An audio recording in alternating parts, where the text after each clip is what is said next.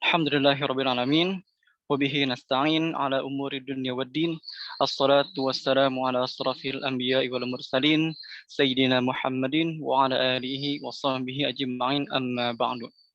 Yang pertama-tama, marilah kita panjatkan puji serta syukur kita kepada kehadirat Allah Subhanahu wa taala yang telah memberikan kita beribu-ribu nikmat sehingga kita bisa berkumpul dalam kajian virtual, kajian Majelis Air Mata Murojaah pada pagi hari ini. Yang kedua, salam serta salam marilah kita haturkan kepada baginda kita, baginda Nabi besar Muhammad sallallahu alaihi wasallam, yang mana syafaatnya kita nantikan di yaumil akhir nanti. Oke, baik. Alhamdulillah sahabat Murojaah, kita berjumpa kembali dalam kajian Majelis Air Mata Murojaah yang kali ini insya Allah masuk ke putaran ke-11. Dan hari ini kita akan memulai seri ke-9 dari 10 seri amalan batin untuk hafalan mutqin. Insya Allah tinggal 2 seri lagi ya. Kita selesaikan seri amalan batin untuk hafalan mutqin.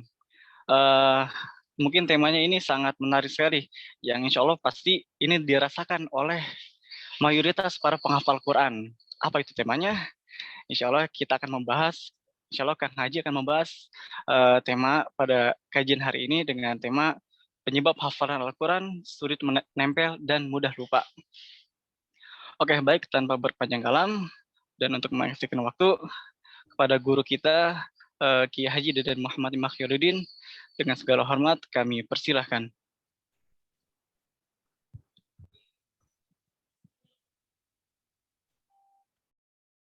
Bismillahirrahmanirrahim. Assalamualaikum warahmatullahi wabarakatuh. Warahmatullahi wabarakatuh. Bersama limpahan nikmat dari Allah pada pagi hari ini, nikmat diberikan usia, nikmat diberikan kesehatan,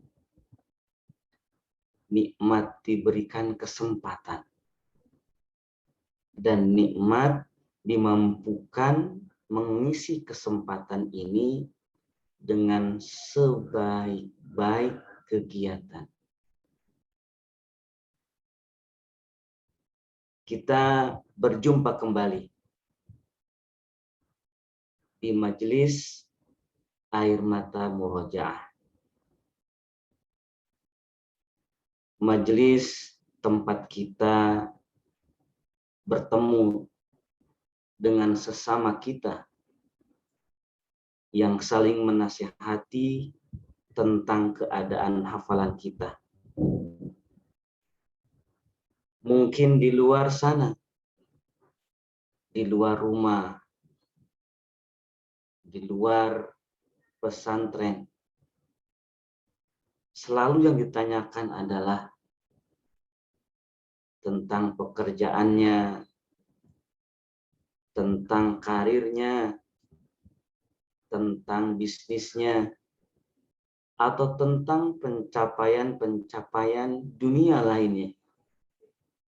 Maka di sini teman-teman kita akan bertanya kepada kita tentang keadaan hafalan kita, tentang keadaan hati kita, apakah masih bersama hafalan itu?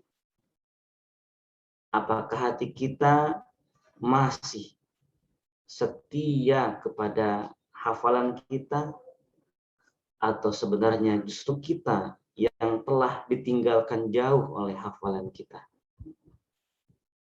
Hal ini penting bagi kita atau siapa saja yang menginginkan kebahagiaan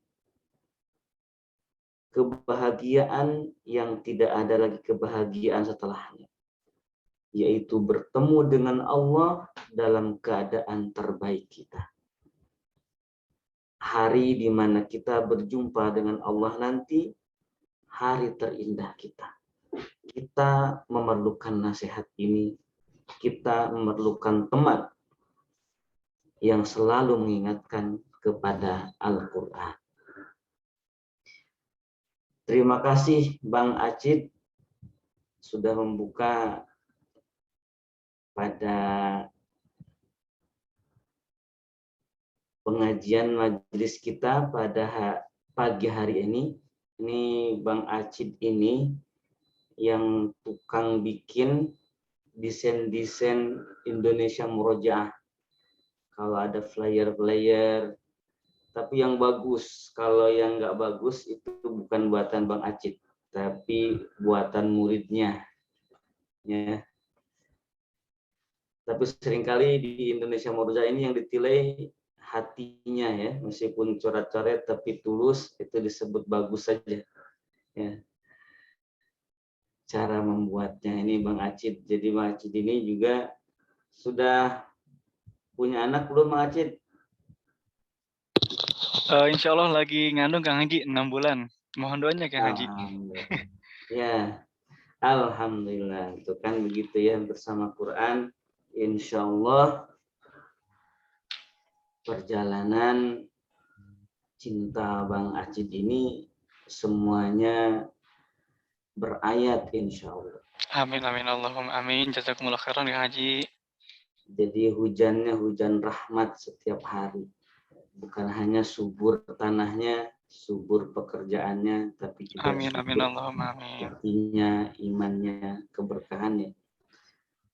Ustadz Anwar, terima kasih sudah menyejukkan hati kami dengan murojaahnya. Ustadz Anwar murojaah tanpa melihat mushaf. Ya, ini lagi melatih ya. Biasanya seringkali murojaah tanpa melihat mushaf itu dengan didengar banyak orang itu perlu persiapan biasanya. Tapi tidak tahu nih Ustadz Anwar ini dikasih tahu kapan ya, pas 1 menit sebelum tampil atau 1 hari sebelum tampil. Tapi tadi bacaannya saya pun juga menyimak dari awal Ustadz Anwar membaca, ikut menyimak. Alhamdulillah. Terima kasih Ustadz Anwar.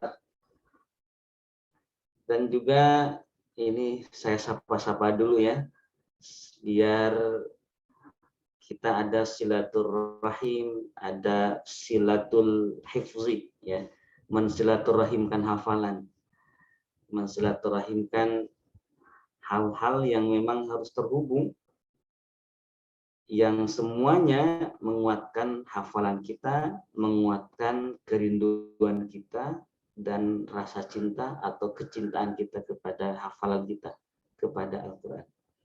Terima kasih juga kepada admin Indonesia Murojaah yang terus-menerus berupaya meningkatkan pelayanan kegiatan dari Majelis Air Mata Murojaah ini.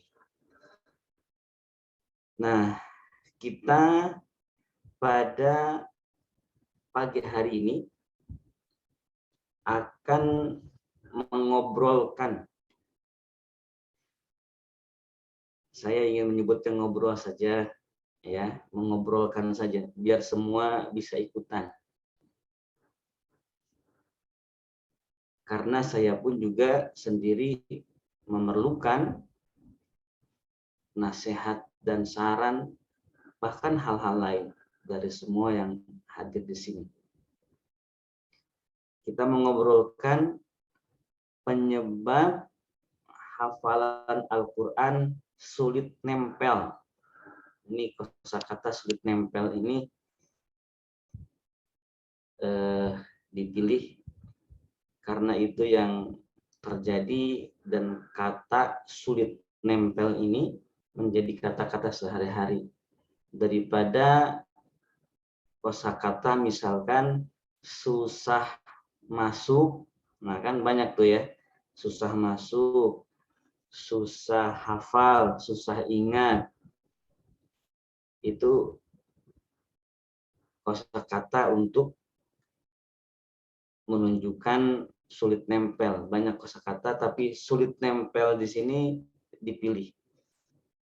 Karena biar hafalan itu nempel. Dan apa yang menyebabkan hafalan Quran sulit nempel? Jadi bukan sekedar masuk ya, nempel itu kalau bahasa sehari-harinya kayak ada lemnya gitu ya, istilah nempel itu. Mungkin kalau bahasa lebih kuatnya melekat ya, melekat, merekat. Tapi ini dipilih sulit nempel. Ya, ini yang dipilih. Karena sebenarnya bisa jadi hafalan itu sudah masuk tetapi belum begitu nempel atau belum nempel. Bahkan juga sudah merekat ya, tetapi nempel gimana ya? Kosakata nempel ini bagi saya sendiri lebih unik dibanding dengan merekat, lekat ya, dan sejenisnya ini lebih biasa didengar dalam keluhan atau cerita para santri atau cerita kita tentang menghafal Al-Quran.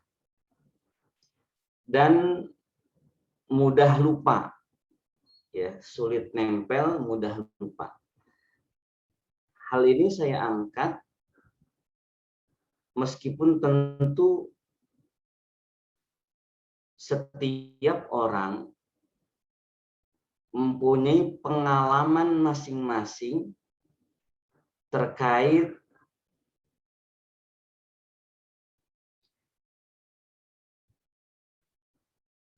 seperti apa atau menemukan kendala-kendala di dalam menghafal Al-Quran yang menyebabkan sulit nempel dan mudah lupa. Ataupun juga mungkin hal ini sudah biasa dipelajari, sudah biasa ditemukan metodenya oleh para penemu metode. Ini sayangnya dalam menghafal Quran itu penemu metode ini bukan hafiz Quran biasanya. Ya. Sayangnya gitu ya. Mestinya penemu metodenya itu hafiz Quran.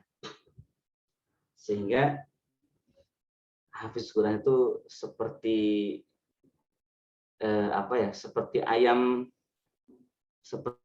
yang diternak gitu, yang digemukkan gitu ya. Jadi penuh metodenya manusia yang mengurus ayam itu. Nah, mungkin sudah biasa dengan kalimat ini dan sudah sering juga dirasakan. Bahkan selama ini pertanyaan yang muncul ke saya khususnya selalu berkaitan dengan ini. Bagaimana caranya menghafal, mudah hafal, susah lupa. Itu bagaimana caranya? Selalu itu. Nah, untuk bisa menjawab caranya, maka kita harus melihat penyebabnya. Kita harus melihat penyebabnya di mana.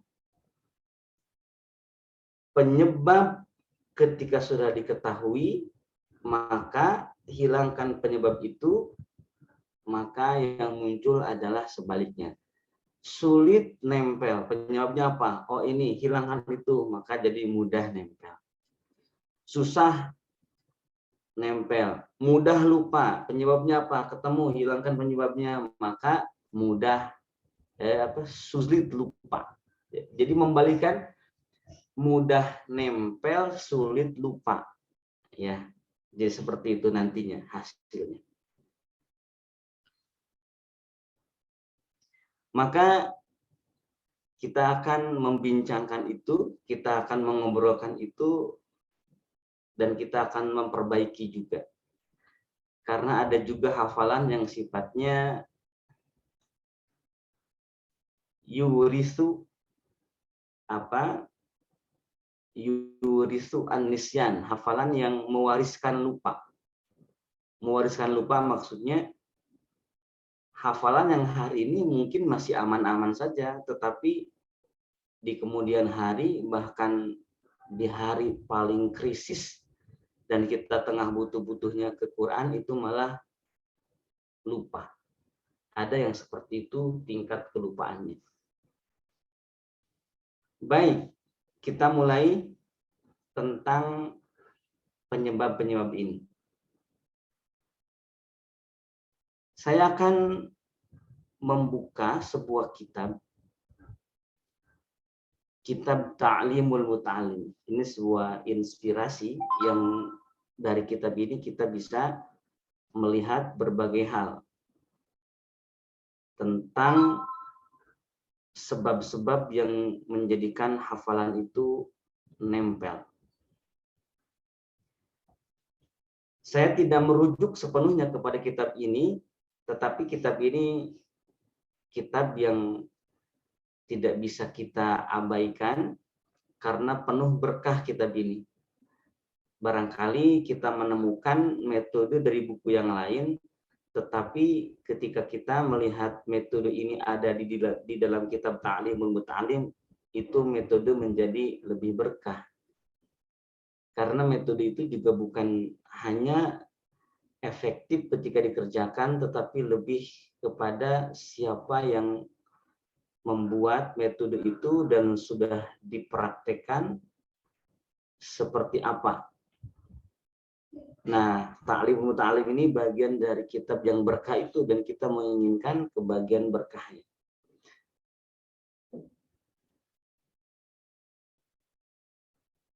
Di sana, dalam kitab tersebut,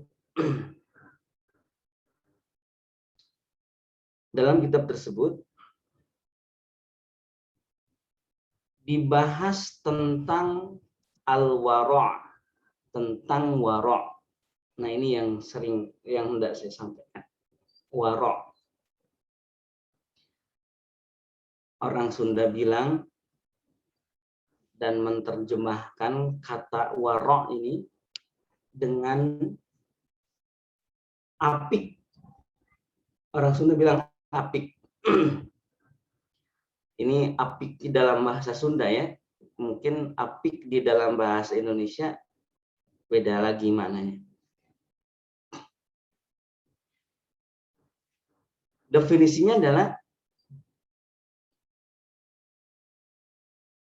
selalu menjaga.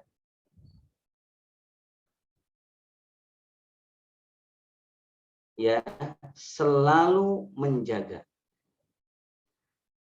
dari perbuatan-perbuatan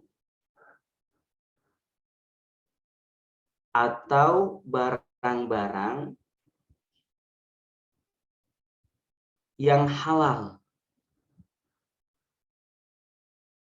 untuk tidak berlebihan menggunakannya karena khawatir jatuh kepada perbuatan atau barang-barang yang makruh, apalagi sampai haram. Kira-kira itu definisinya untuk memudahkan.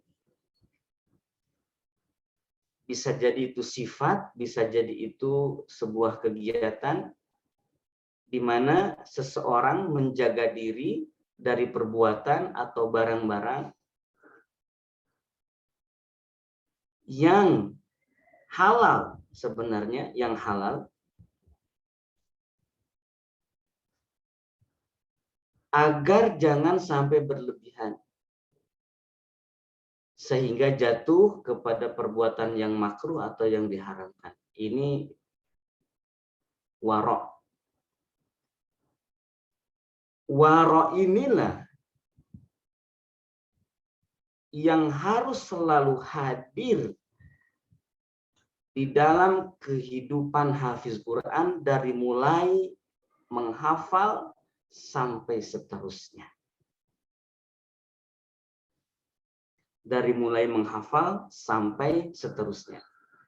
Maka saya tekankan di sini, dari antara bagaimana kita bisa mencapai kepada waro itu adalah memastikan apa yang kita makan, memastikan apa yang kita pakai, seperti baju, sarung, kerudung, mukena, tempat tinggal, sajadah, mushaf, semuanya yang kita pakai. Semuanya halal. Semuanya halal. Pastikan apa yang kita makan. Pastikan apa yang kita pakai, apapun itu, yang melekat pada tubuh kita atau tidak melekat pada tubuh kita, seperti sajadah, seperti perlengkapan mandi, dan lain-lain, banyak sekali yang kita pakai. Semuanya pastikan itu halal. Karena seseorang tidak akan mungkin bisa masuk kepada tingkat waro kalau yang halal saja belum terpenuhi. Waro itu nanti lebih dari sekedar halal, tetapi menyeleksi yang halal itu sehingga dipilih yang terbaik. Ini kalau dibalik, maka penyebab utama hafalan sulit nempel dan mudah lupa dipengaruhi oleh kehalalan apa yang kita makan, apa yang kita pakai. Ini sangat penting. Dalam sebuah hadis, tidak saya sebutkan hadisnya, tetapi saya ambil intisarinya,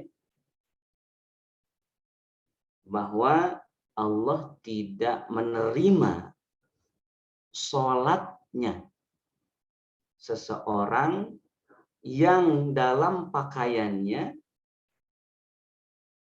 ada 10% yang tidak halal. Misalkan saya memakai baju ini, harganya 100.000. Harganya 100.000. Lalu 10.000 dari uang untuk membeli pakaian ini dari uang haram. Berarti 10% tuh ya, haram. Maka sholatnya tidak akan diterima. Bagaimana kalau yang 10% itu bukan pakaian, tetapi apa yang menjadi darah, apa yang menjadi daging, apa yang menjadi kekuatan yang digunakan untuk sholat itu. Dan bagaimana pula kalau lebih dari 10% yang haramnya. Entah akan ada di mana sholat kita walaupun itu baik. Sholatnya, rukunnya misalkan sempurna, bacaannya sempurna, tetapi apa yang dimakan dan yang dipakai ada yang haram di situ. Ibadah haji saja, dalam sebuah hadis yang lain, diantaranya hadis ini dikutip juga masuk dalam kategori Arba'in, 40 hadis An-Nawawiyah. Orang yang mengerjakan ibadah haji dengan sempurna, datang menuju Allah dalam keadaan rambutnya yang kusut, pakaiannya lusuh, berdebu badannya, menghinakan diri di hadapan Allah, meminta ampunan kepada Allah, menangis meminta ampunan kepada Allah, maka haji yang seperti itu pun juga, kata Nabi, bagaimana doanya bisa didengar dan bagaimana ibadah hajinya bisa diterima sementara pakaiannya, sementara makanannya, minumannya itu tidak halal. Haram katanya seperti itu. Ada kosakata haram dalam hadis itu. Wa malbasuhu haram, kata Nabi. Nah sekarang, kalau sholat sebagai ibadah yang paling penting di dalam hidup ini. Dan memang sholat itu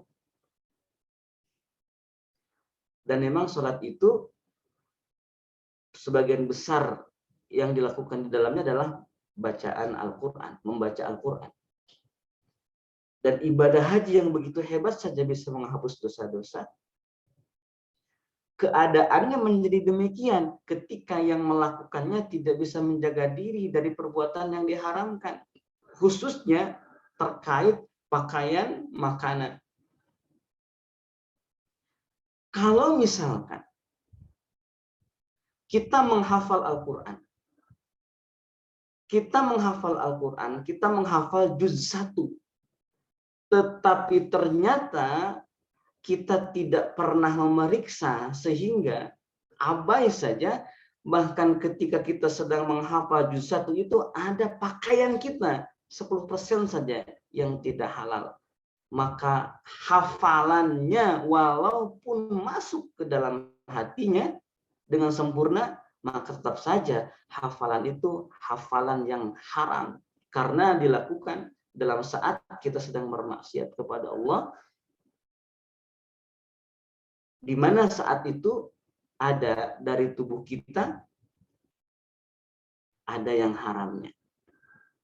Tidak akan diterima hafalan Al-Quran seperti itu. Maka nasib hafalan Al-Quran seperti ini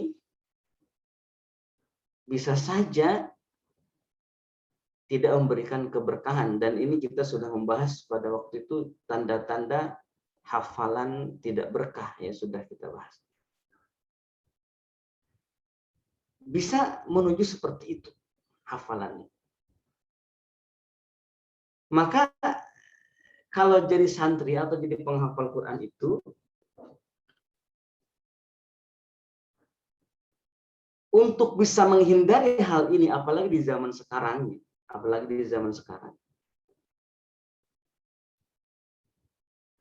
seorang penghafal Quran harus bisa menyeleksi yang halal itu. Karena biasanya halal yang tidak terseleksi itu jatuhnya biasanya syubhat. Biasanya ya jatuh itu syubhat. Jadi syubhat itu disebut halal juga tidak jelas halalannya, disebut haram juga tidak. Itu namanya syubhat. Dan syubhat ini harus dijauhi karena bagian pintu masuknya yang diharamkan.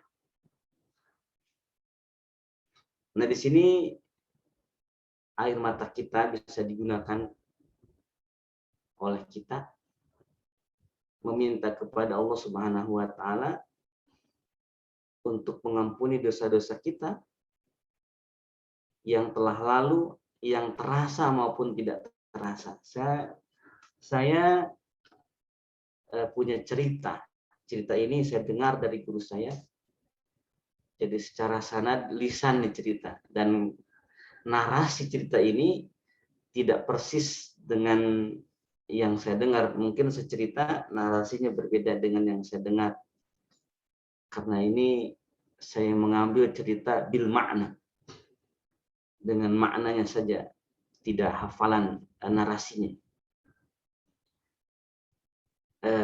Imam Jazuli katanya, Imam Jazuli. Ada yang belum tahu Imam Jazuli? Imam Al-Jazuli ini adalah salah seorang wali Allah, ahli ibadah, ahli ilmu, ahli Quran, ahli sholawat. Pengarang sholawat Dalailul Khairat. Saya ketengahkan kisah Imam Al-Jazuli ini karena beliau mengarang kitab Dalailul Khairat yang isinya tentang sholawat kepada Rasulullah SAW. Karena bulan ini adalah bulan dilahirkannya Rasulullah SAW. Semoga bagian pula dari kegiatan sholawat ketika kita menjelaskan sosok orang yang ahli sholawat, ahli Quran. Suatu hari Al-Imam Al-Jazuli ini saat mondok, ya kira-kira begitu mungkin kalau bahasa Indonesianya, bahasa kitanya mondok, saat belajar lah, ya. Dan saya sebutkan bahwa pada zaman dahulu itu yang namanya mondok, pesantren itu bukan lembaga. Saya sebutkan ya, pesantren itu bukan lembaga. Tetapi pesantren itu rumahnya kiai. Ya, rumahnya kiai.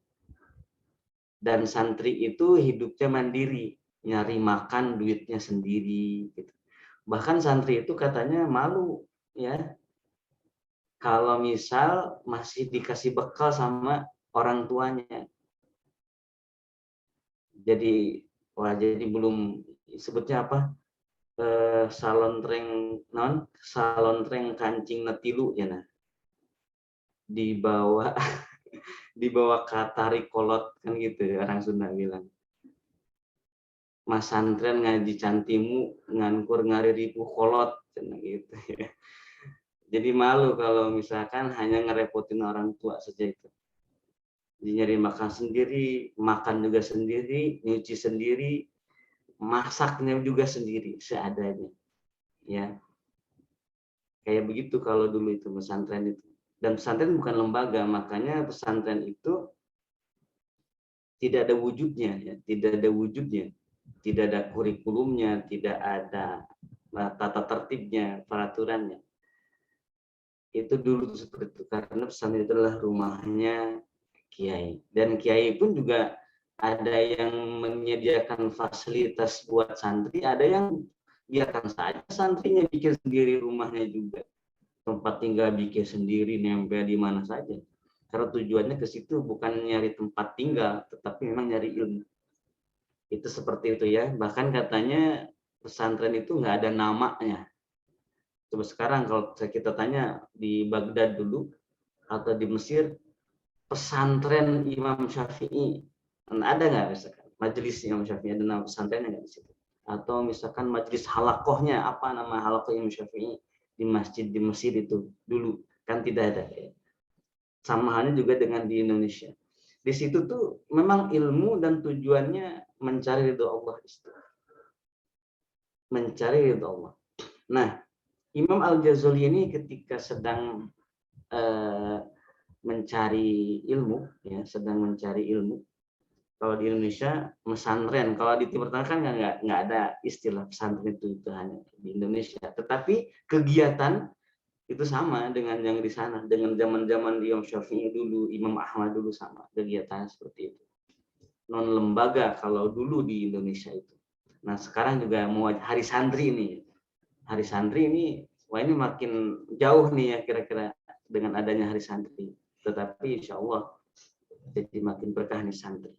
Teringatkan, paling tidak hal yang warok ini itu warok ya, santri yang warok ya, yang warok yang selalu menjaga diri dari perbuatan yang diharamkan dan menyeleksi yang halal.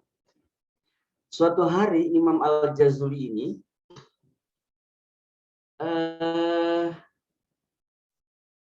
merasakan hafalannya buruk, ya hafalan Qurannya buruk.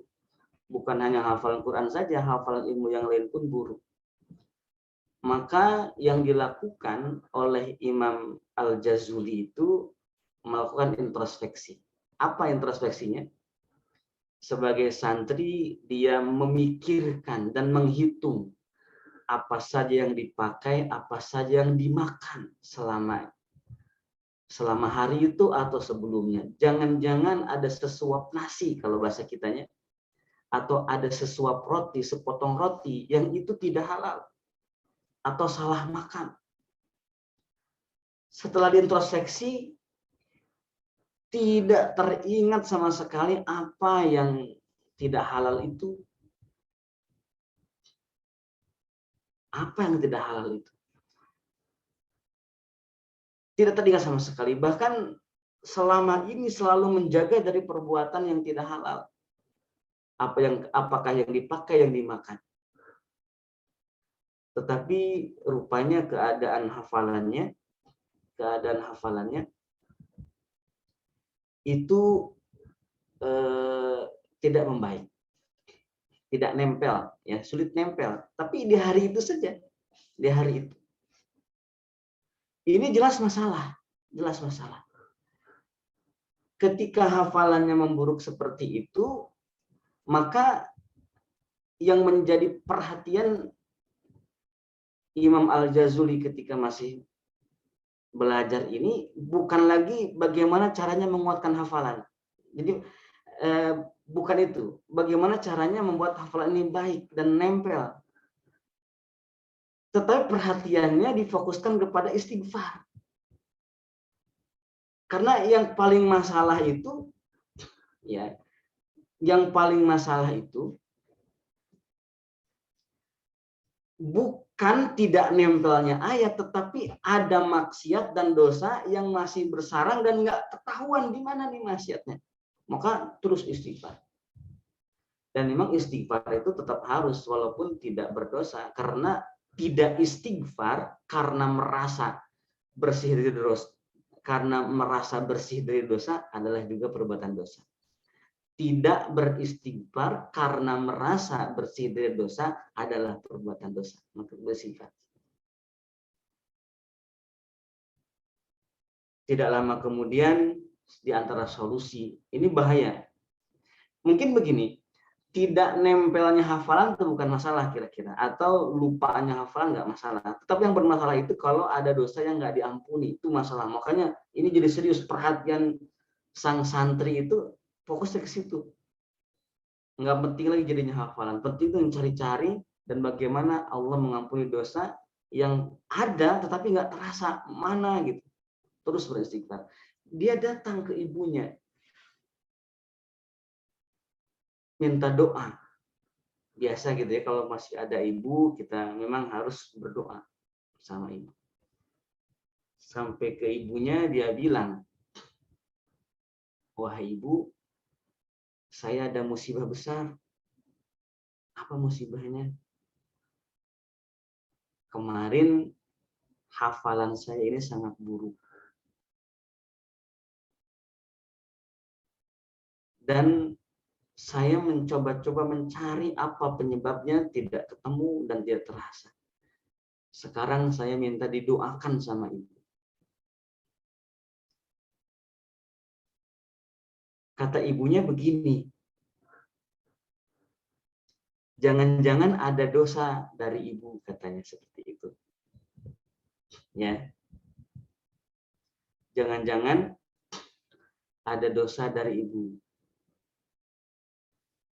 Kata Imam Al-Jazuli, coba ibu ingat-ingat, saya punya kesalahan apa ke ibu, punya dosa ke ibu. Jangan-jangan saya punya dosa ke ibu gitu kan, kata Imam Al-Jazuli. Kata ibunya, kamu itu anak soleh, tidak punya kesalahan sama ibu.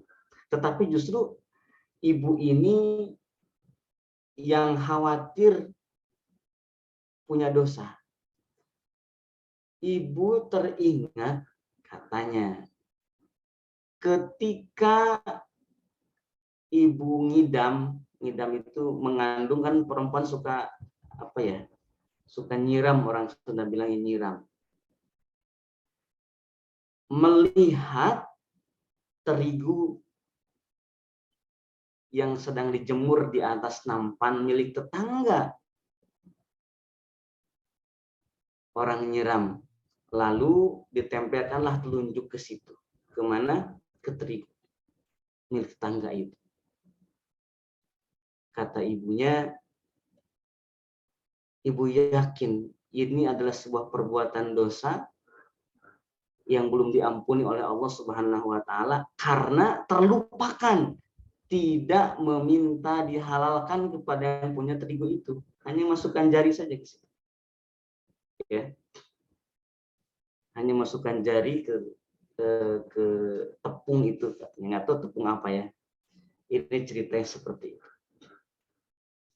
Maka sejak saat itu tanpa menunggu waktu meminta dihalalkan kepada tetangganya setelah belasan tahun yang lalu.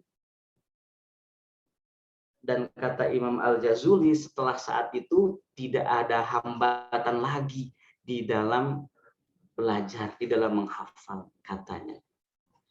Ini kisah diangkat oleh kiai saya dalam rangka mengajarkan kepada santri agar apa?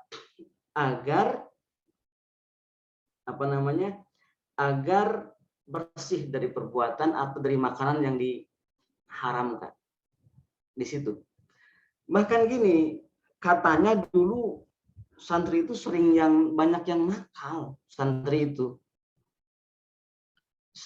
banyak yang nakal gitu. Ya, yang namanya nakal itu kan tidak melihat yang halal dan yang haram. Seperti itu. Apalagi keadaan santri kan mandiri, jadi nyari makan sendiri gitu ya. Jadi mandiri itu bukan mandi sendiri, makan sendiri. Mencari makan sendiri. Sehingga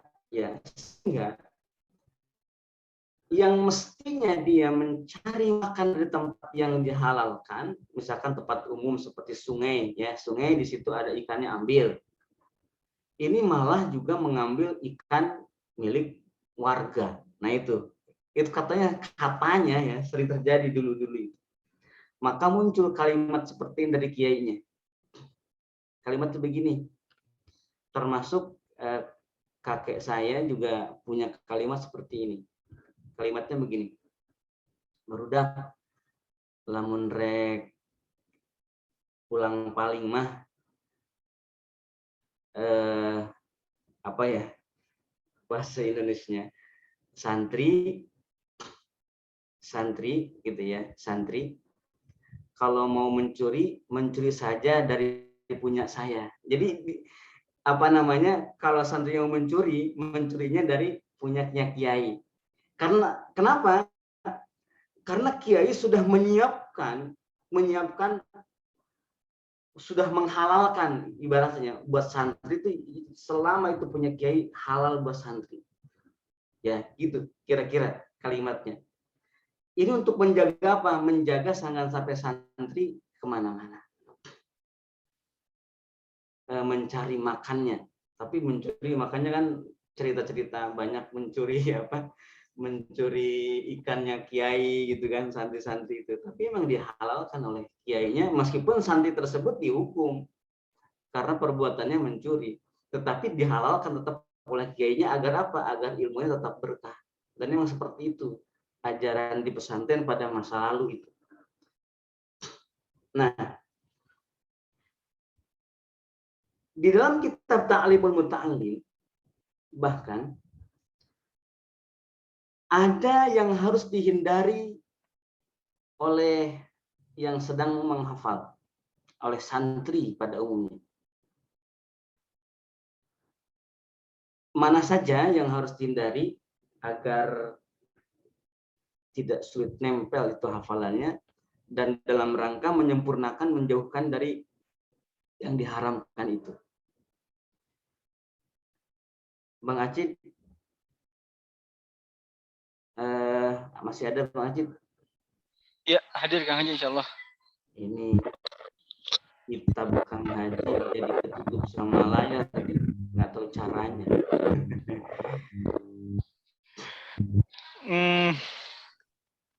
Ketutup gimana ya Kang Haji maksudnya? Ya, biasanya suka ada pencetan buat keluar masuk.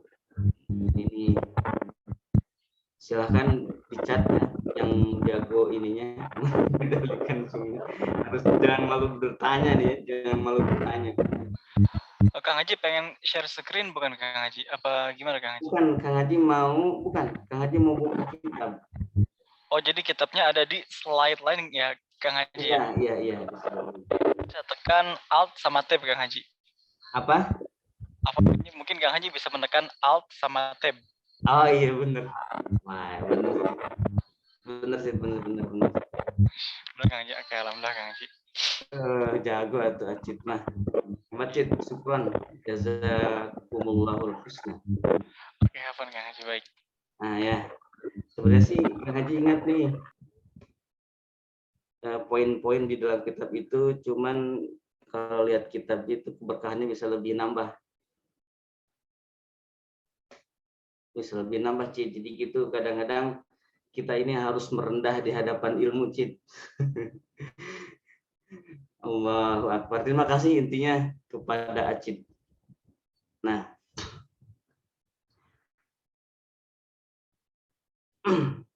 yang harus dihindari pertama, kenyang.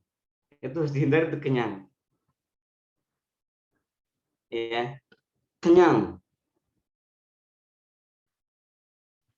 Untuk meningkatkan kewarauan itu, karena biasanya orang yang makannya banyak bisa saja memang halal, tetapi karena banyak jadi israf.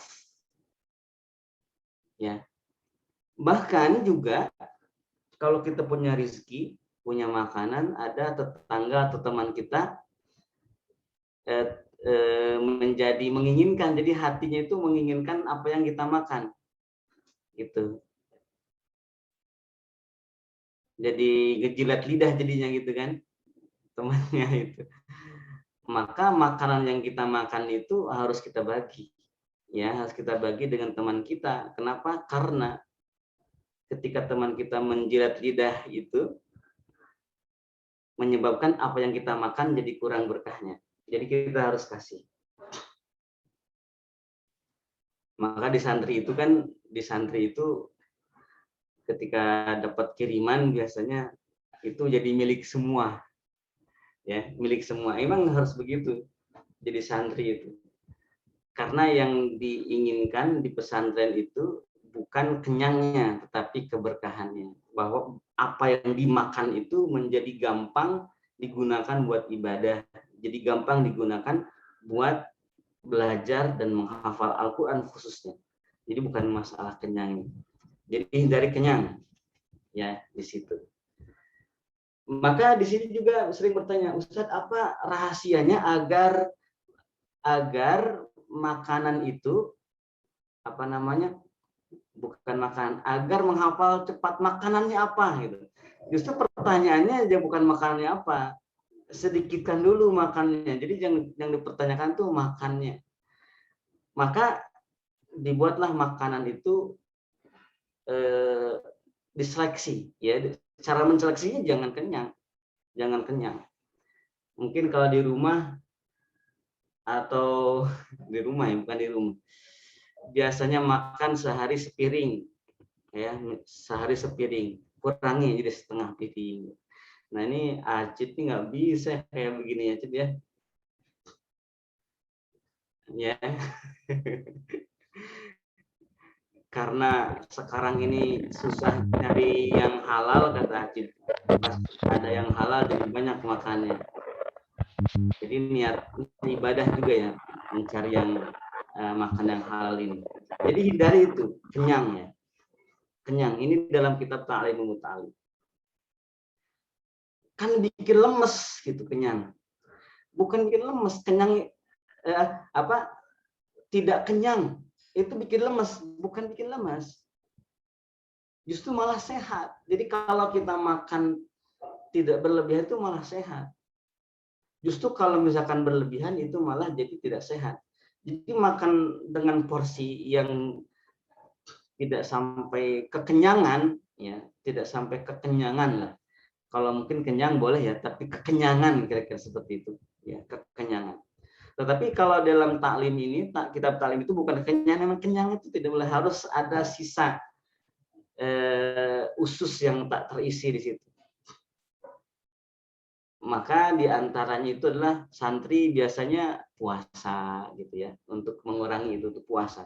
Tapi salah juga, pas buka puasanya balas dendam, sama saja jadinya. Itu keunikan santri ketika di pesantren ya. Jadi bukan masalah apa yang harus dimakan pertama, tetapi justru makanan apa yang harus dikurangi. Ini yang paling penting ketika menghafal Al-Quran, sehingga menjadi sebab nempelnya hafalan dari sini. Bahkan dalam kitab taklim ini menghindari makanan pasar, ta'amus suq. Menghindari makanan pasar. Nah, makanan pasar ini maksudnya, definisi makanan pasar itu apa? Makanan yang tidak diolah yang tidak diolah makanan yang tidak diolah oleh diri sendiri. Jadi anjurannya di sini kalau kita pengen menghafal tuh, makanan itu harus kita sendiri yang nanam, benihnya yang halal, tanah yang halal, kita masak sendiri. Kalau makanannya dapat beli gitu ya, itu disebutnya makanan pasar. Namanya makanan pasar. Sampai ke situ menjaga. Bahkan orang tua ini dalam kitab Ilmu Ta'alim itu bawa beras dari rumahnya gitu kan, pesantren itu ya, bawa beras. Kemudian santri juga masak sendiri. Itu diantara untuk menciptakan agar makanan itu bukan sekedar sehat tetapi juga memberikan keberkahan kepada hafalannya dan menjadi lengket hafalannya. Seperti itu. Makanan pasar katanya. Kalau sekarang ini, waduh, ya, ini menjadi sangat hebat kalau ada orang yang bisa seperti ini ya, beserta bisa menjaga makanan seperti ini. Jadi makanannya begitu dijaga. Nanam sendiri. Kayaknya Cip di pipir imah, di pipir rumah gitu, nanam apa gitu bisa Cip ya, diproduktifkan tuh ya. Bisa. Jadi ada tanah sejengkal aja bisa ditanam. Sekarang kan tanaman bisa dipot juga gitu kan. Buat makan sehari-hari. Tahu nggak Nabi Sulaiman? Nabi Sulaiman itu adalah raja yang paling kaya di dunia. Sultan-sultan hari ini kalah semua. Ya, sultan. Kan sekarang kan lagi zaman tuh sultan, ada sultan palsu, sultan beneran ya. Ya, sultan konten doang. Ada sultan beneran. Seperti sultan kerajaan Saudi kan, sultan. Ada sultan kerajaan Brunei juga, tetangga kita, sultan juga di situ. Bahkan di Indonesia juga ada sultan, di Jogja ada sultan. Ya. Di beberapa daerah kita masih ada sultan. Sultan beneran. Nabi Sulaiman itu raja yang paling kaya, kendaraannya saya katanya angin, kata Quran. Wah, ini bukan lagi mobil sport atau pesawat jet ya. Kira-kira seperti itu. Tetapi Nabi Sulaiman alaihi salam tidak menikmati pencapaian dunianya itu sebagai sesuatu alat untuk bersenang-senang, tetapi itu dianggap sebagai ujian. Hadza min fadli rabbi liyabluwani ashkuru am akfur. Oleh karena itu, kata sebuah hadis, Nabi Sulaiman itu tidak makan kecuali selesai menganyam sesuatu, lalu menjual anyaman tersebut, lalu makan dengan hasil penjualan anyaman tersebut, baru bisa makan. Setiap harinya, katanya seperti itu Nabi Sulaiman ini. Ini seperti kekayaan Hafiz Quran. Jadi Hafiz Quran itu kan kaya ya. Jadi Hafiz Quran itu kaya. Makanya kepada lembaga yang punya santri Hafiz Quran, saya tekankan ajakan infak itu bukan karena santri itu membutuhkan, bukan ya. Santri Hafiz Quran itu kaya banget, Hafiz Quran kaya, santri yang lain itu kaya. Ya, santri yang sedang menghafal Quran itu kaya, meskipun dia tidak punya apa-apa. Kelihatan ya nggak punya kasur gitu, tetap kaya, atau makan pun juga hanya nasi doang, itu juga kaya mereka ya. Jadi jangan karena mereka itu membutuhkan, bukan, tetapi karena kalau kita ngajak orang untuk untuk berinfak itu karena apa? Karena untuk memuliakan, penghafal Quran ya. Karena kalau diukur kekayaannya, ya orang hafiz Quran lebih kaya daripada yang punya harta itu ya. Kalau diukur kekayaan aslinya, hanya saja kekayaan hafiz Quran ini seperti Nabi Sulaiman gitu, kekayaan seabrek gitu sedunia kekayaannya, tapi hanya bisa makan dari hasil jualan anyamannya, bahkan tidak makan kalau hari itu tidak berhasil mengenyam sesuatu. Bisa dibayangkan seperti itu. Jadi kekayaan santri atau penghafal itu seperti kayak Nabi Sulaiman. Makanya santri pun juga jangan menghinakan diri, ya, jangan menghinakan diri menjual Qur'annya untuk dunia. Jangan, karena Qur'an itu lebih mahal, ya, lebih mahal. Bahkan saran saya, kalau sehabis Quran jadi imam pun, ya, jadi imam jangan kontrak digaji kalau menurut saya. Jadi imam, ya, jangan. Kalau mereka mau memberi, ya memberi saja. Kita pun juga berhak menerimanya. Tetapi kalau kita memang menjadi imam itu untuk digaji, jangan, itu hina banget. Ya, hina banget Qur'annya. Kalau manusianya masih memang bisa jadi, tapi jangan sampai menghinakan Qur'annya. Nah, santri itu seperti itu. Jadi mencari makanan yang halal sampai dibawa beras dari rumah, hasil nanam di sawah, 1 kotak, 2 kotak kan orang tuanya itu. Kemudian juga dimasak sendiri. Jadi karena ingin menghindari makanan pasar itu. Nah, kalau sekarang orang seperti itu ada, itu sangat bagus. Doanya itu paling dicari itu orang seperti itu. Doanya, ya. Doanya paling dicari. Ya, doanya paling dicari karena itu yang kaya sekali. Orang seperti itu kaya. Ya, bukan orang yang tidak kaya yang seperti itu, tapi justru ada orang yang kaya. Sulit soalnya nyari barang yang seperti itu, dan orang yang seperti itu hari. Nah, kalau hari ini mungkin tidak akan bisa sampai, mungkin ya, saya perhatikan termasuk saya sendiri, mungkin tidak akan bisa untuk mencapai tingkat di mana bisa mencari yang mencari makanan seperti itu, termasuk saya sendiri. Paling tidak kita pastikan uang kita ini adalah halal, dan kita pastikan pekerjaan juga halal, pastikan makanan yang kita beli juga kita halal, yaitu yang kita bisa pastikan. Yang kedua yang harus dihindari itu adalah, kalau yang pertama kan menghindari kenyang, atau lebih spesifik lagi kekenyangan. Tetapi kenyang pun dihindari, apalagi kekenyangan. Yang kedua yang harus dihindari adalah banyak tidur. Ya, tidur banyak. Jadi sedikit-sedikit tidur gitu ya. Banyak tidur harus dihindari. Karena ini menyebabkan hafalan sulit nempel juga. Yang ketiga, banyak berkata-kata yang tidak berfaedah. Ini harus dihindari. Banyak berkata-kata yang tidak berfaedah. Ini harus dihindari. Yang keempat,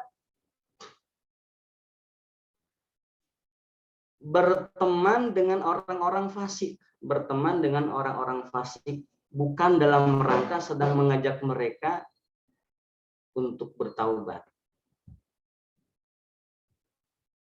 Sekali lagi, berkumpul atau berteman dengan orang-orang fasik bukan dalam rangka mengajak mereka bertaubat. Itu ya. Ya, kalau kita berteman dengan orang fasik tapi tujuan kita dakwah, mempengaruhi mereka, bukan kita yang terpengaruh oleh mereka, maka itu bagus ya. Hafiz Quran seperti itu bagus, mempengaruhi, bukan dipengaruhi.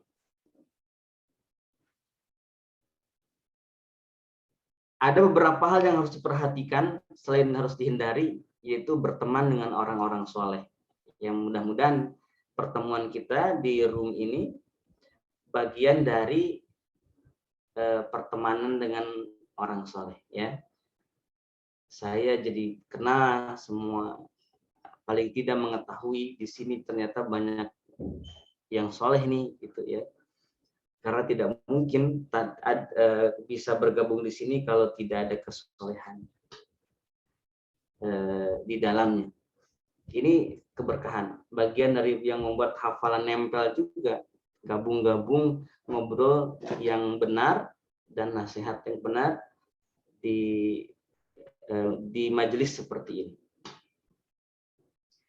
Nah, itu hal-hal yang ditekankan oleh para ulama masa lalu terkait yang menyebabkan sulitnya hafalan nempel, hafalan Quran khususnya ya, hafalan Quran nempel, yaitu tentang warok, hal yang berkaitan dengan warok. Nah, hal-hal yang menyebabkan hafalan sulit nempel dan mudah lupa itu ketika seseorang memang tidak bisa warok di dalam kehidupan sehari-harinya, khususnya ketika sedang menghafalnya pada saat itu.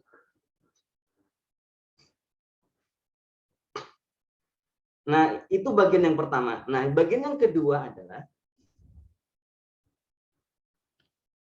kalau yang bagian pertama kan bagaimana menggambarkan, kita mendiskusikan bagaimana kita melihat bahwa sulitnya hafalan nempel dan mudahnya hafalan itu lupa itu dilihat sebagai keburukan, ya, sebagai keburukan.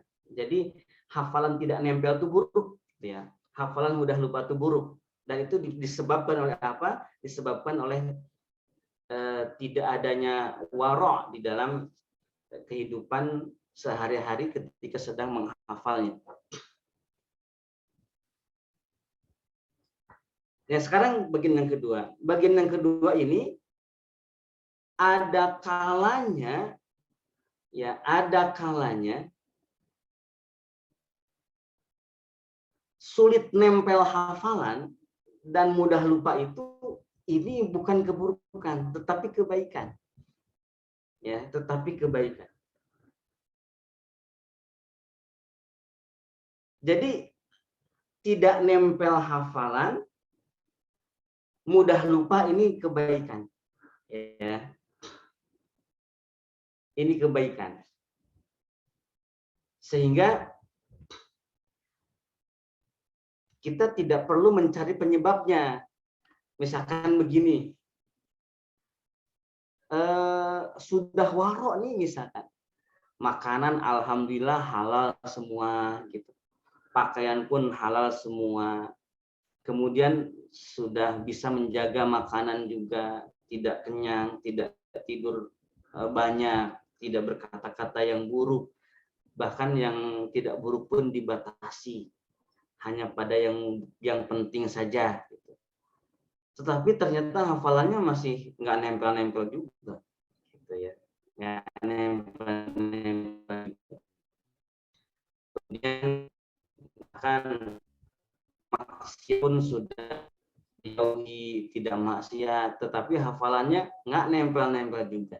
Maka bisa diketahui dan dipastikan kalau kita sudah bisa introspeksi seperti itu, introspeksi, intinya sih introspeksi dulu ya. Kalau sudah ternyata diintrospeksi, tanya sini, tanya sana, istighfar, semuanya sudah diperbaiki, ternyata nggak nempel-nempel juga. Nah, hafalan yang inilah yang saya sebut dengan hafalan yang mungkinnya di akhirat. Ya, hafalan yang mungkinnya di akhirat. Ini tidak nempelnya hafalan, tetapi ibadahnya bagus, tetapi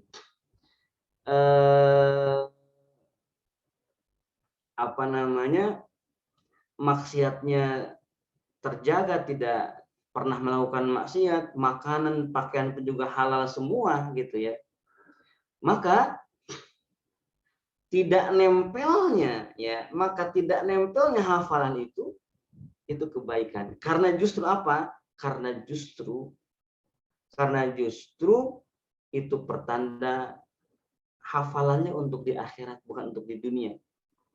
Ada juga misalkan yang ikut lomba, ya, hafalannya lancar, harus ikut lomba hifzul Quran, nggak pernah bisa jawab. Mungkin ini hafalannya hafalan akhirat nih teman kita yang seperti ini, ya nggak jadi masalah. Oleh karena itu bukanlah suatu masalah kalau kita sudah bisa menghilangkan penyebab-penyebab hafalan tidak nempel. Jadi penyebab hafalan tidak nempel sudah kita jauhi, tetapi tidak nempel-nempel juga, berarti itu hafalan bagus sebenarnya. Selama pertama memang tidak mengerjakan maksiat dan terus menjaga atau istiqomah di dalam perbuatan waroknya. Yang kedua, tidak menghentikan kegiatan menghafal dan murojaah. Itu luar biasa.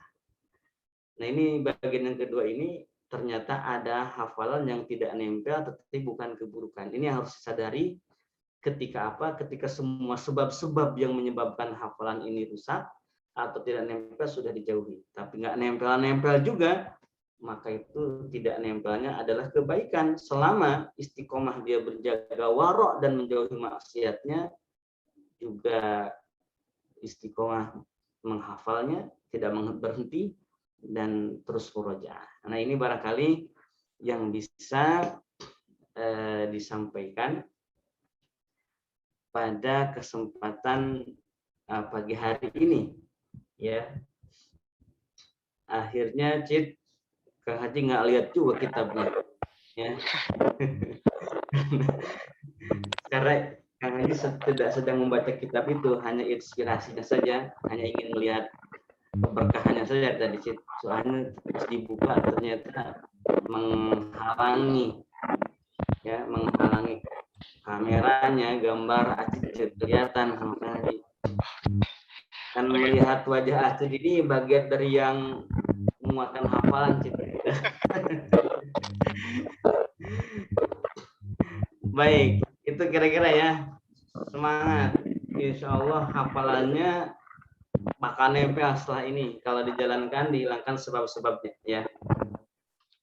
Dan kalau nggak nempel juga, maka yakinlah kebaikan. Baik Cid, silakan Cid, diambil alih lagi. Ini jam berapa Cid? Mohon Kang Haji nggak bisa lihat jam juga nih.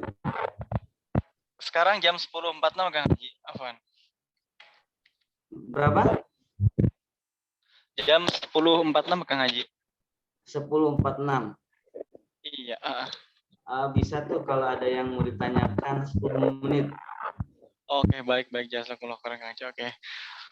Oke, baik, Masya Allah, tabarakallah, penjelasan yang sangat jelas terkait penyebab hafalan sulit, menempel dan mudah lupa dari guru kita Ki Haji Deden Muhammad Bakhiruddin. Jazakumullah khairan Kang Haji.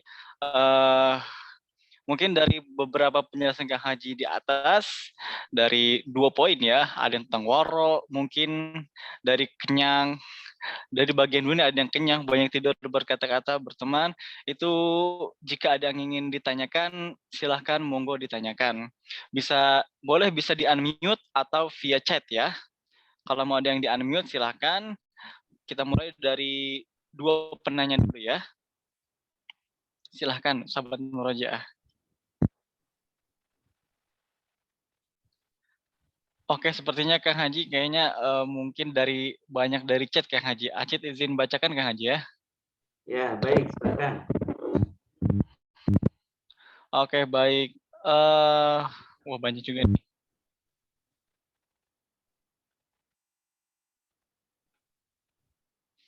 Dari UV Chance.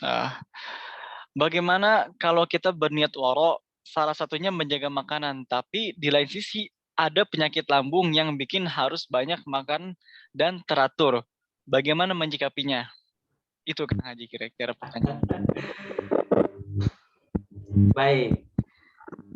Penyakit lambung. Kang Haji ini punya penyakit lambung, Cid. Oh, Masya Allah. Ya. Lalu sembuh ketika Kang Haji belajar puasa. Sembuhnya itu ketika belajar puasa. Ya gitu ya. Jadi gini. Jadi yang bagian dari yang merupakan bagian dari tidak waro itu bukan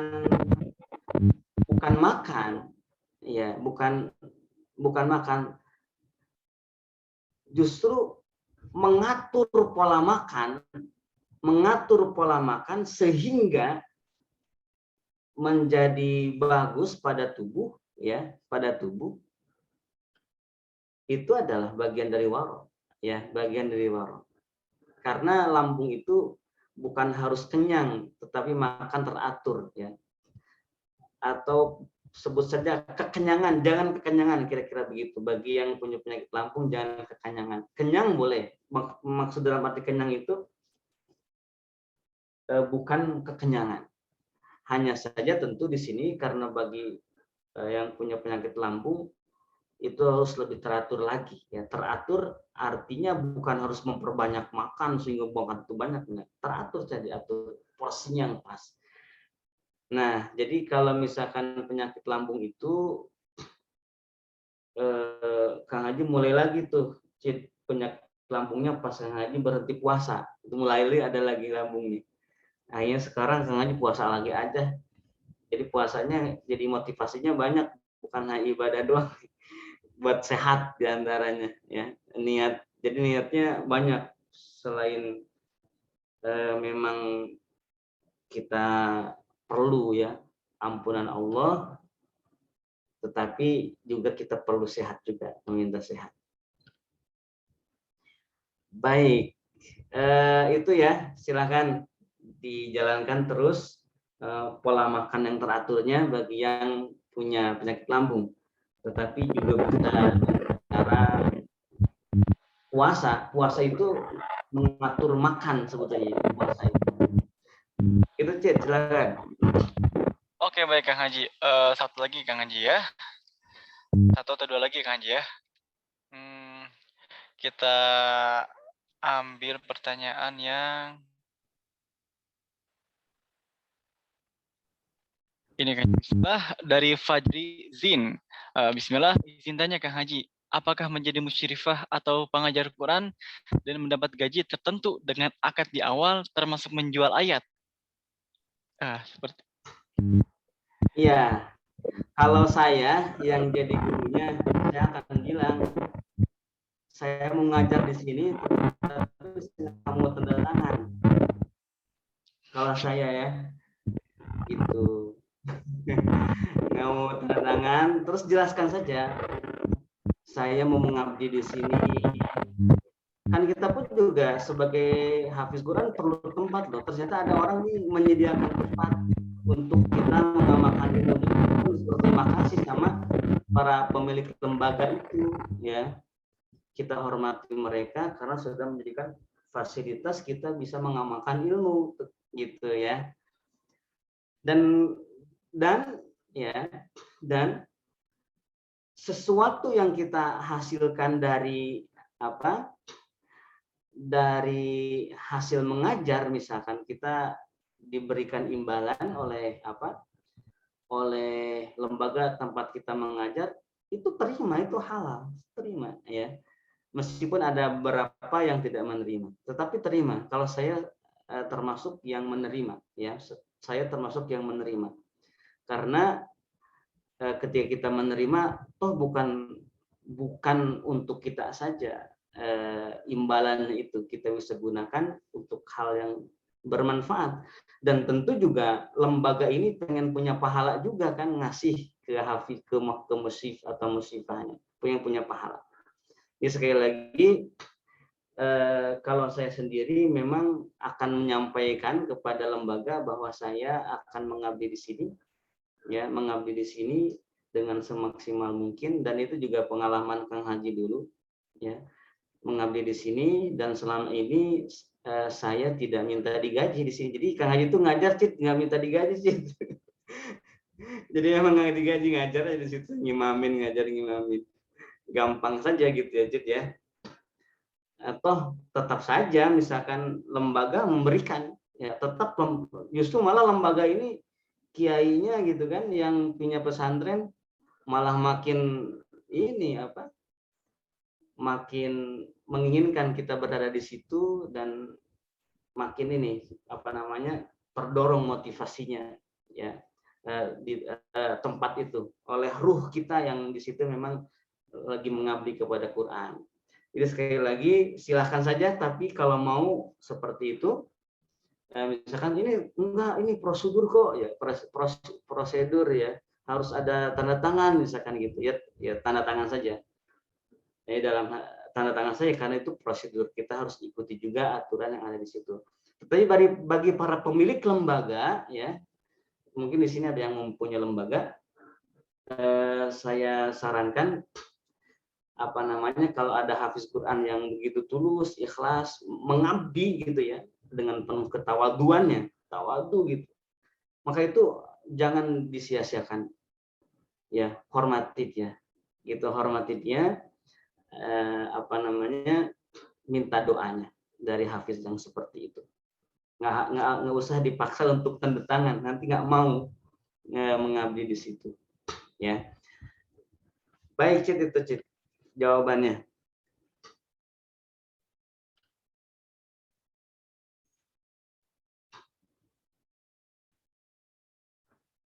Acid, Acid, rupanya sinyalnya Acid ya. Apa ngaji tadi lupa di unmute Kang Haji. Oke, baik, kira-kira tadi sudah jelas ya untuk jawabannya pada saudara Fajrin.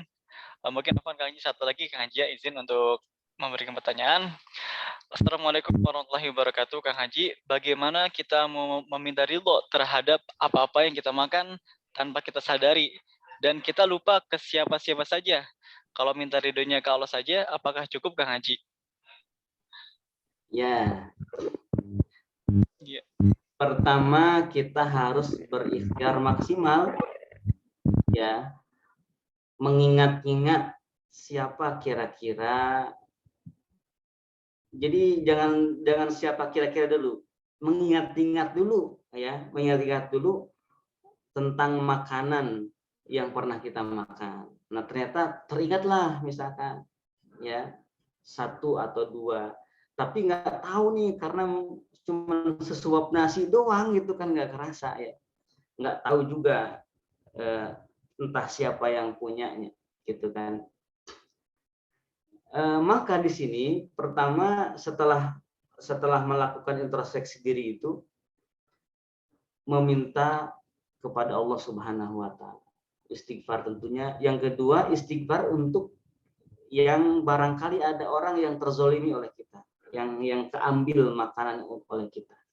Dan yang ketiga tentu kita harus memperbanyak sedekah ya, memperbanyak sedekah. Kita niatkan sedekah ini untuk orang-orang yang barangkali ada sangkut pautnya kita pernah mengambil tanpa izin atau hal-hal lain dari orang tersebut yang kita tidak pernah tahu itu.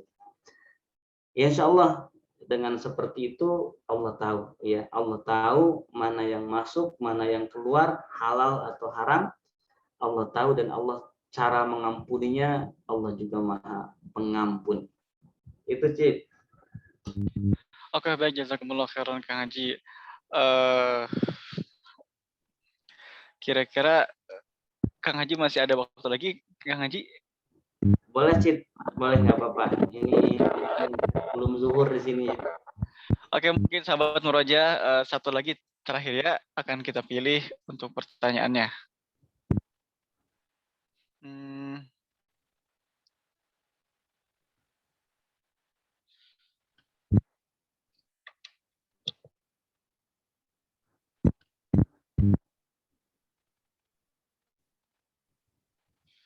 Mana ya?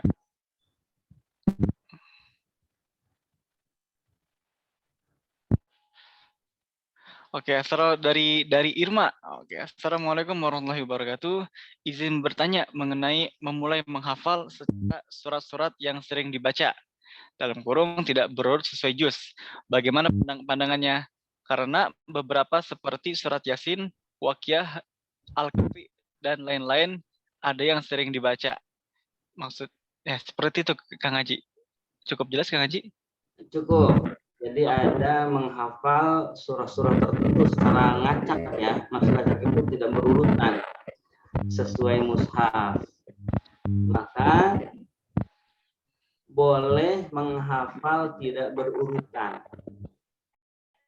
Misalkan menghafal surah Ar-Rahman, menghafal surah Yasin, menghafal surah Al-Kahfi gitu ya.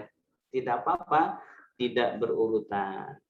Yang tidak boleh adalah membaca ayatnya yang tidak berurutan. Dari 3 ayat, dari ayat 3 dulu, ayat 21 gitu yang tidak boleh ya. Adapun surahnya itu boleh, yang penting memang dari ayat 1 sampai selesai dari surah itu. Jangan dibalik ya, menghafalnya dari belakang. Dari misalkan An-Naba kan ada 40 ayat, misalkan menghafal ayat 40 dulu gitu ya. Terus ayat 39. Nah, itu tidak bagus. Bahkan kalau dibaca itu haram ya, menjadikan bacaannya termasuk yang diharamkan. Baik, Cik. Oke, terima kasih Kang Haji. Mohon maaf ya kepada sahabat Murojaah, karena mungkin waktu sudah tidak memungkinkan lagi, sudah pukul 11. Jadi sesi pertanyaan kita tutup ya. Oke, terima kasih Kang Haji atas jawaban-jawabannya. Semoga apa yang kita tanyakan dan telah dijawab sama Kang Haji bisa kita amalkan dengan baik-baik Kang Haji. Mohon doanya Kang Haji. Baik, Cik. Kang Haji undur diri, Cik ya. Oke, baik Kang Haji. Ya, terima kasih semua. Semoga yang hadir di sini mendapatkan keberkahan Al-Quran, bukan hanya di dunia saja, tetapi lebih di akhirat. Semoga Allah Subhanahu wa Ta'ala mengampuni semua dosa-dosa kita, dan juga semoga Allah Subhanahu wa Ta'ala meningkatkan derajat kita dengan wasilah hafalan Quran kita yang kita sehat. Amin, amin, amin. Wallahu a'lam. Assalamualaikum warahmatullahi wabarakatuh. Waalaikumsalam warahmatullahi wabarakatuh. Kami ucapkan kepada guru kita, Kang Haji, Kiai Haji Muhammad Wahyudin, terima kasih banyak atas segala materi yang telah disampaikan oleh beliau. Semoga dengan kita hadir menyimak kajian Majelis Air Mata Murojaah pagi hari ini, kita terhindar dari segala sesuatu yang haram dan didekatkan dengan segala sesuatu yang halal. Oke, seperti biasa, kami dari panitia mohon izin share ya untuk lelang infak murojaah bagi teman-teman yang ingin menginfakkan sedikit hartanya. Kita membuka ladang infak ya untuk teman-teman sahabat murojaah semua, untuk mengambil pahala besarnya pahala para penghafal Al-Quran. Mungkin kepada admin dipersilahkan ya, dimonggo untuk di-share. Nah, ini dia ya, lelang infak untuk Baitul Murojaah. Insya Allah lelang ini akan kita distribusikan langsung ke dalam rumah Baitul Murojaah yang sedang berjalan programnya. Oke, baik, bisa infak melalui rekening BSI dengan rekening 700800500003 atas nama Hufaz Indonesia Murojaah. Atau bagi yang ingin mudah dengan dompet digital atau e-money ya, ada di Dana, GoPay, OVO, dan Danding aja. Nomornya ada di bawah, tertera di bawah dengan nomor 0857 17 13 8151 atas nama Indah Wulansari. Mungkin itu dari kami para pengurus Hufaz Indonesia Murojaah.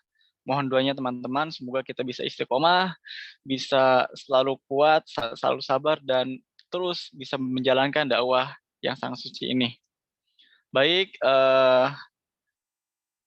akhirul kalam, kami dari panitia mohon maaf sebesar-besarnya jika dari kami ada banyak salah kata, salah sifat, dan salah-salahnya. Mohon maaf ya. Terima kasih. Hayya nakhtatim majlisana hadza bidu'ai kafaratul majlis. Bismillahirrahmanirrahim. Subhanakallahumma wa bihamdika asyhadu an la ilaha illa anta astaghfiruka wa atubu ilaik. Insyaallah kita akan bertemu lagi di pekan berikutnya dengan dari 10 amalan batin untuk lagi di pekan berikutnya. Sahabat Murojaah, wassalamualaikum warahmatullahi wabarakatuh.